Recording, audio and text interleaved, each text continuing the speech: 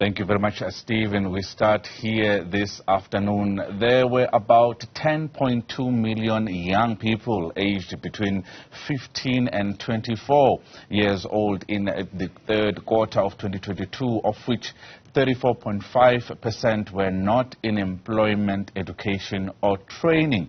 This is just one of the worrying statistics released by StatsSA when publishing the unemployment rate in the third quarter, better known as the Quarterly Labour Force Survey. Clearly, not enough is being done to curb unemployment in the country, but StatsSA has continued to single out young people and African women as vulnerable groups in the labour market. We are joined by Kristal Duncan-Williams, the project lead at Youth Capital. They are an organization that advocates for solutions that are based on data and centered around young people. Kristal, thank you very much for your time this afternoon.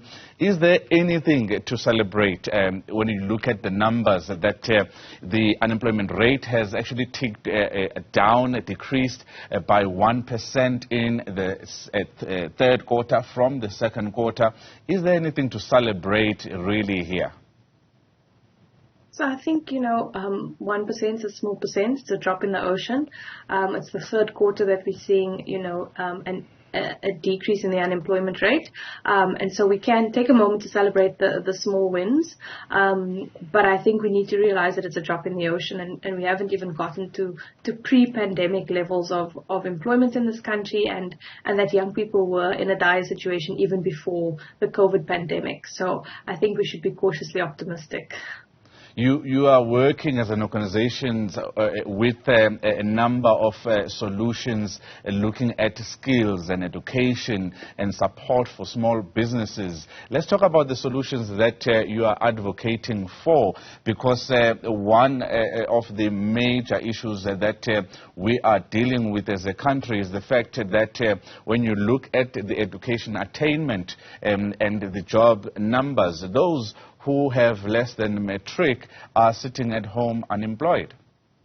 Absolutely. And what we advocate for at Youth Capital is support for young people along their journey from education all the way through to economic productivity. A young person doesn't suddenly struggle to find employment the day they start looking for a job. There's a range of systemic roadblocks that they face along the way, and we need to tackle all of them if we're really going to shift the needle for young people. As you say, many young people not even getting a matric, which puts them in a really difficult position to find any kind of sustainable livelihood. And then, we also are saying that in our latest report, Bridge the Gap, that we really need to look at small, medium and micro enterprises. They're increasingly being looked at, and even the president has made numerous calls to say we need to hire young people. We need the private sector to take on young people. Yet no space is being created to hear from small, medium and micro business owners about their experience of trying to hire young people and support them to be able to thrive in their companies. And our latest report really delves into some insights from these business owners. I was going to ask you about that, Kristal, because that particular report mentions that between 2016 and 2019, small businesses were creating 1,800 jobs per day. But as you say, there isn't enough support for small businesses, those SMMEs, to enable them to support or absorb these young people and any other people who a group of people who are looking for jobs. What sort of support do you think small businesses actually require to create an environment for them to grow?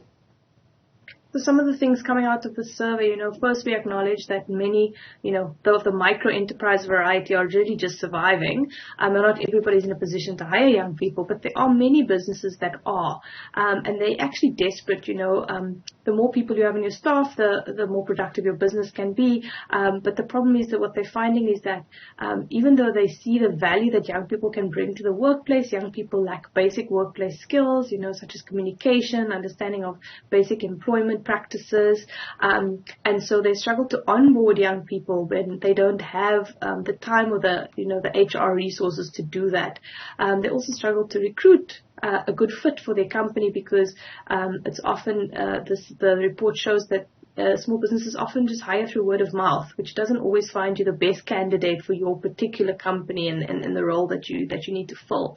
And then another key insight is there are many government incentives, the employment tax incentive, access to funding through various SETAs, and then also leveraging the BBBE ratings for some tax breaks. But small businesses are often even unaware of these incentives, and when they are aware of them, they really struggle to access them because of the red tape they face, the cumbersome administrative burden that is placed on a small business to apply for these incentives is really a barrier to access for them. One of the statistics that you shared in your report is that 24% of young people in South Africa live in households that do not have a single employed adult. What message were you trying to convey, or what does this tell us about the state of youth unemployment in the country? That young people do not have the social networks to navigate into a place of finding a job or, creating a business or becoming an entrepreneur, which we often tell young people to do, become an entrepreneur. But young people have no model, no exposure to the world of work because nobody around them is employed, nobody to help them with the application process. And so young people really need increased social connections to expose them to what is possible, to help them access resources. I don't just mean financial resources, knowledge resources about things like I mentioned, basic employment practices, how to craft a CV, how to show up for an interview. And the majority of young South Africans don't have social networks that connect them to that. And we delve into that in our previous brief that we launched in September called LinkedIn. And so this is really a crucial stumbling block for young people.